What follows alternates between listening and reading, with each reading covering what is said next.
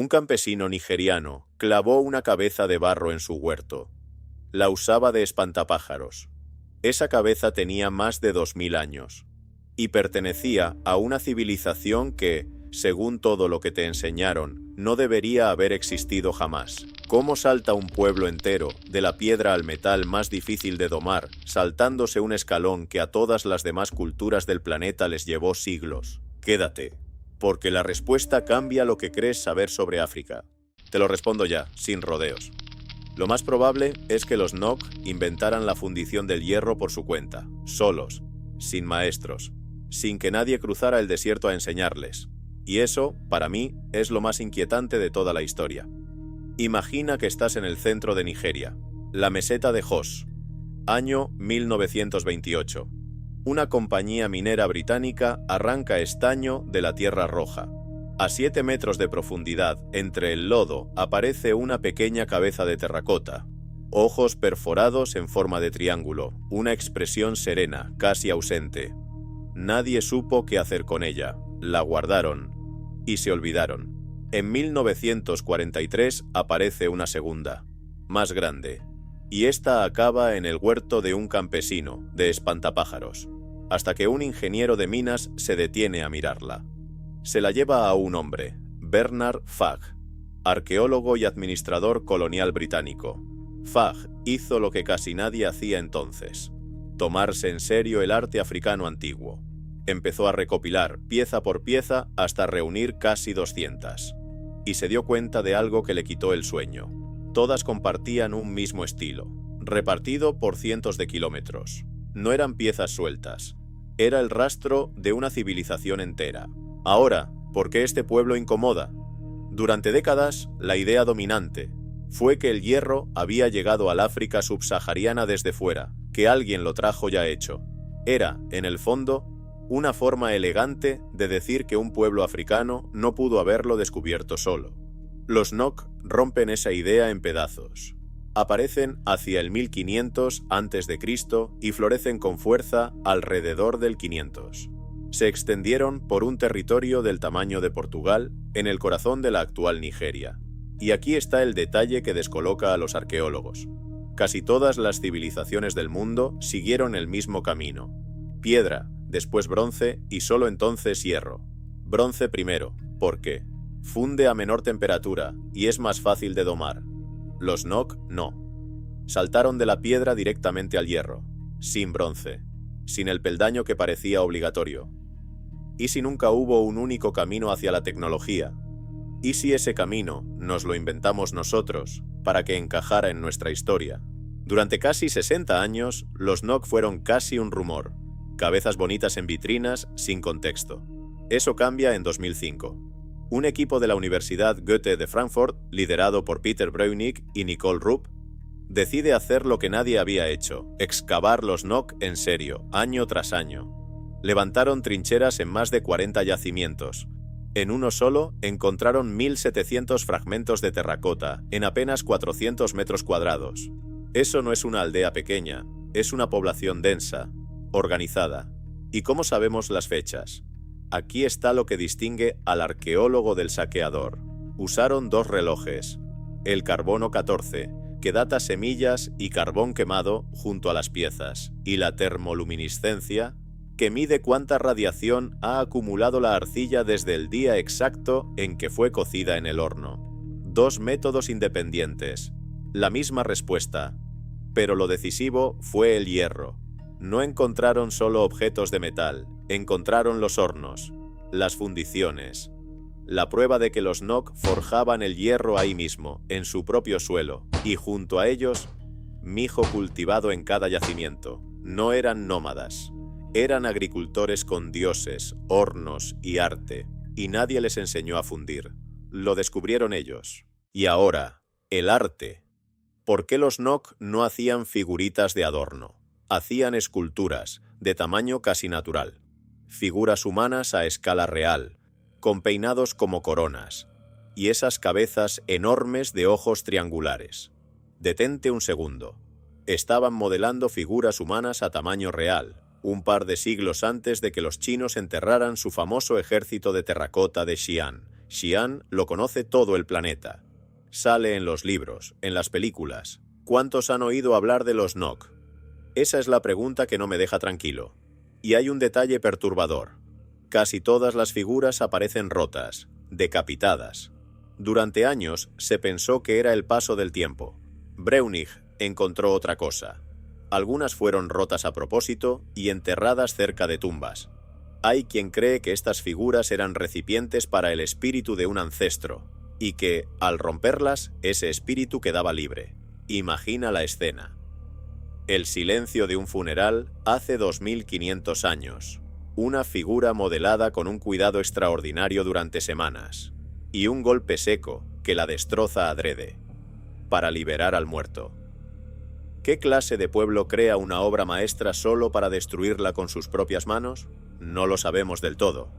Puede que nunca lo sepamos. Y entonces, alrededor del comienzo de nuestra era, los Nok desaparecen, el estilo muere, las fundiciones se enfrían, las manos dejan de modelar. ¿Por qué? El equipo de Frankfurt estudió el carbón de los yacimientos, y una hipótesis golpea fuerte: el coste del hierro. Piénsalo. Fundir hierro exige fuego, mucho fuego, toneladas de carbón vegetal, y para hacer carbón hay que talar árboles, siglo tras siglo, horno tras horno. ¿Y si los Nok agotaron su propio mundo? ¿Y si la tecnología que los hizo grandes fue también la que devoró los bosques que los sostenían? No es la única teoría. Se ha hablado de epidemias, de hambrunas. Nadie tiene la respuesta correcta. Pero esa idea, un pueblo que se consume alimentando aquello que lo hizo grande, no suena tan lejana, ¿verdad? Y aquí está lo más hermoso. Puede que los Nok no murieran del todo. Siglos después, en esa misma tierra, florecen Ife y el reino de Benín, con una maestría en el bronce y la terracota, que parece un eco directo, como si la mano de los Nok hubiera seguido modelando, bajo otros nombres. Pero la historia de los Nok no terminó hace 2000 años. Su segunda muerte ocurrió hace muy poco. Y esta vez no fue por el fuego, ni por el tiempo. Fue por la codicia. Cuando el mundo del arte occidental descubrió cuánto valía una cabeza Nok, ocurrió una catástrofe silenciosa. A finales del siglo XX, los yacimientos Nok se convirtieron en un campo de batalla.